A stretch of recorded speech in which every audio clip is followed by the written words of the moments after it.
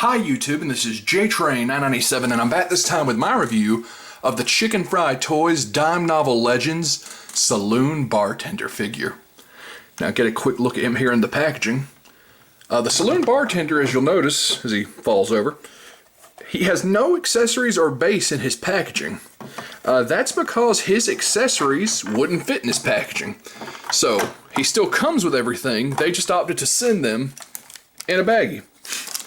The Saloon Bartender comes with his barrel stand, his actual base, and a mug of beer, or mug with a beer insert, more on that later. But you can see the very nice little tin type of his face over here. He's got this great curly mustache, almost like the old-timey villains that would tie somebody to a train tracks. And this line is great for customizing, so I might see about swapping him around, maybe with a man in black body. But on the back here, you can see an image of the Saloon Bartender, the other figures available from the kit this wave. And his reader says, "Quick with a smile, but quicker with a pull of beer or a pour of whiskey, this friendly mustachioed face hides an untold number of secrets from countless checkered past, maybe even his own." Like tying home into train tracks. But there you have a little rip about the company. A thank you to the sculptors and various people who worked on the line. Wave 1, first print, run of 2,000 pieces. So, not too much to say about the packaging. Let's open him up. Hey guys, just a quick little note before the video starts. They did mention in their Facebook group that there were a few issues with the arms that came from the factory, so they are recommending before you actually start posing the figure that you dump the arms in hot water just in case the joints may have frozen. That'll free them up and allow you the full range of posability, so I thought I better put a note in here about that. And that being said, let's move on to the actual review. And here we have the Saloon Bartender out of the packaging, and I've got his barrel of beer posed up beside him. Now this guy, I love when I first saw him in the Kickstarter, I was like, really, over another gunfighter or something like that? But as the line went on, this guy definitely grew on me. Like, I don't know what it is about it, but just the fact that you've got a bartender and they put so much work into his accessories, it really ends up being one of my more favorite figures in this line. Now let's pop his mug of beer out of the packaging here. It's hard to tell, so we'll try and zoom in. But you can see there, he's got this insert which slides in and out, so you can have him with an empty glass or with it full of beer with the foam pouring over the top. And that is a great little accessory.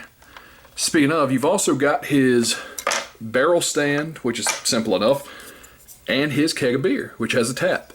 Now, if you don't like your bartender slinging beer, you flip the thing over, and now you have a barrel full of pickles. Now, I'm much more fond of the beer side. If you put it on the pickle side, sometimes you do have to kind of get something small like a knife and pop it back off, where with the beer side you can always just pull the tap. And another great thing about this barrel is there's all this extra space inside with all the small accessories in this line. That's great for storage. So put him back up here. Now on to the actual Saloon Bartender himself. He's the only figure in this line, I believe, that comes with the apron. I don't think the apron even gets reused in any of the accessory packs they released with this line. There's a very nice little feature here.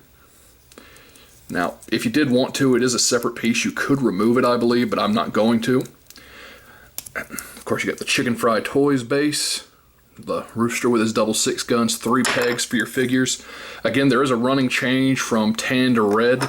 Again, that is totally randomized. One's not rarer than the other according to the toy manufacturers. And as far as his articulation, the Saloon Bartender does a full 360 at the head. The arms are on a ball joint, go out, spin, bend and spin at the elbow, turn at the wrist. There's no main abdomen articulation in these figures, but even his left and right's a bit hindered with his apron. But even so, if you force it, you can get a little bit out of it. His legs move pretty freely despite the apron, forward, back, and out. Double jointed at the knee, and have an ankle joint.